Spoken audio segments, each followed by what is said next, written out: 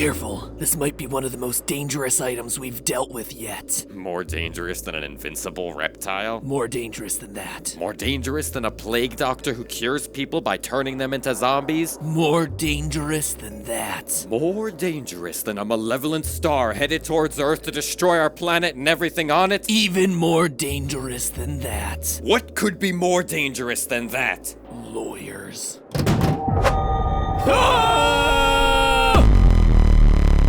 Hello, Internet! Welcome to Game Theory, the show that usually starts with the signature Game Theory cheesy joke, trademark. But today we're skipping all that and going straight to MatPat's serious time, trademark, to talk about what exactly a trademark actually means and why it's threatening a whole bunch of gamers, and maybe worse, a whole bunch of game developers, and even worse, the entirety of the internet. And like our very own James Bond mystery, this theory has taken us all the way up to the icy depths of Soviet Russia. Sorry, nope, not the 70s anymore, it just takes us to regular present-day Russian Federation. Now, if you haven't heard the story yet, well, it means that you don't watch Markiplier, considering he's been one of the only big voices bringing attention to the issue, which is a shame because it's a story that needs to get out there for the benefit of hundreds of creators and the people who love what they do. So that's my goal today, to catch you up on what's going on, give a deeper dive into all the legal stuff that Mark left out of his video, and ultimately spread the word about a horror story that's much more real, much more scary, much more dangerous than the bulk of SCP's library of fictional monsters. If you're unfamiliar, the SCP Foundation is a massive, collaborative, community-driven creative writing project that lives at scpwiki.net. It might not look flashy on the outside, but it's a place for writers of all kinds to catalog the fantastic and sometimes frightening entities that are captured by the fictional SCP Foundation, the letters SCP standing for Secure, Contain, and Protect, the mission of this fake organization. It's like a group of people who are collectively writing the book Fantastic Beasts and Where to Find Them, but instead of,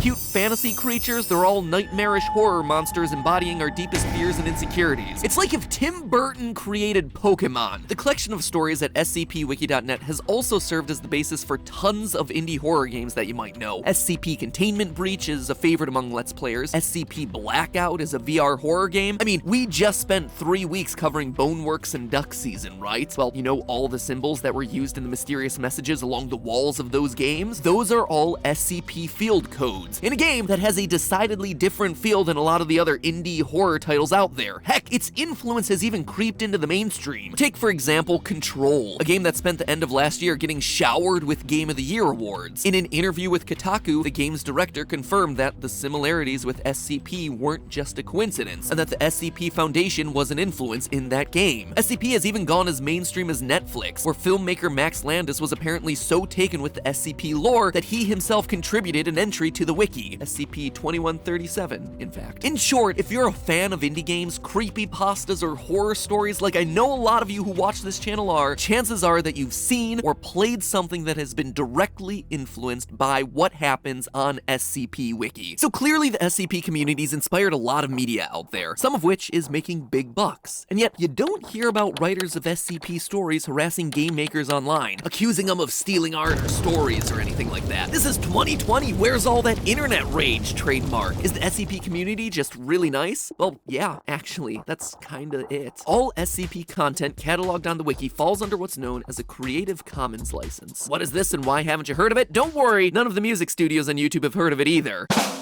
SCP's Creative Commons license says essentially this. 1. You are free to create and sell any works that you created based on SCP. That's how so many game developers and artists are able to create derivative works. You never have to pay a licensing fee. You can just pick up a character or a storyline and create something new with it. In order to use SCP stuff though, you also need to 2. Give proper attribution to the SCP wiki and to the author of the entry or entries that you're basing it on. So give credit to the original artist. And finally, 1, technically it's 3, but according to my script, it's 1 because the bullet points got all off. It means I just have to read what's on the script, right? Can't fix the bullet points or anything like that. Like the SCP Wiki, you add the Creative Commons Attribution Sharealike 3.0 license, or CC BY-SA for short, to your own work. This essentially means that you're giving other people the ability to copy your work or create derivative works, provided that they give you proper attribution and distribute your work under the same license. Basically, this all amounts to a pay-it-forward creative mentality. Hey, you were inspired by my stuff and that is totally cool. Heck, you might have even made some money off of it. But now, just make sure that you let the next person be inspired by your work. Now, maybe it's not the perfect system for every instance, but it's worked for SCP since 2008, which is like a century in internet time. Recently, however, a guy over in Russia has been threatening the system using some odd tactics and has slowly been starting to extort legitimate SCP members. He's successfully managed to take down sellers of SCP merchandise in Russia. He's successfully taken down the official social media page for the SCP Foundation Wiki's Russian branch, and now he's moved on to the Russian section of the wiki itself, demanding the page be handed over to him so he can take it apart and use it to sell his own merch. Yikes, with selling tactics like that, even Jake Paul could take some lessons from this guy. Buy that merch. Now, how the heck is this happening? Is he just some kind of master internet pirate or some super hacker operating in secret? Turns out no. Turns out he's just a guy who understands Russian legal loopholes really well. Yeah, I know. I wish it were something cooler too. I see him burrowed in some bunker somewhere with one of those chunky hacker laptops, typing things really fast like they do in the movies. But no, he's literally just a bureaucrat, someone who's using the system to his advantage. Last year, he applied to the Eurasian Customs Union for both the trademark of the SCP Foundation logo and the name of it within Russia, even though he's not affiliated with it at all and didn't create either one of those. And somehow, he was granted the trademarks. According to SCP Master Admin John Beatty, quote, "These actions threaten not only the Russian wiki, but every SCP branch, writer, and fan around the world," end quote. So how does this happen? How did this guy manage to register the copyright for a massive community project that he had no hand in creating, and why would you trademark something that you can use for free anyway? Well, maybe the more basic question before getting into either of those is to make sure that everyone knows the difference between trademark and copyright. Copyright is protection of intellectual works, including books, plays, music, videos, illustrations, pretty much anything that you can create and legally own is automatically covered by copyright. That drawing that you just posted to Twitter, copyrighted. That tour of what you keep in your refrigerator that you just uploaded to YouTube, copyrighted. Whatever this is, copyrighted. By the way, welcome back, Poods. I'm glad you're back. I don't know what the current memes are. Last episode, I literally used one of the skeleton memes because that's as hip and recent as I get. Cool thing about copyright, there's no need to go and register your work with some government office. You can if you want, but you usually only do that if someone is infringing on your copyright and you're gonna go smack them down in court. Trademark, on the other hand, refers to branding. Not the words in the book or the songs in the album, just the name of the book on the cover or the band's logo that appears on the poster. Trademarks have to be specific to your brand and specific to your industry. McDonald's and the Golden Arches logo are obviously trademarked by McDonald's, but specific to the food category,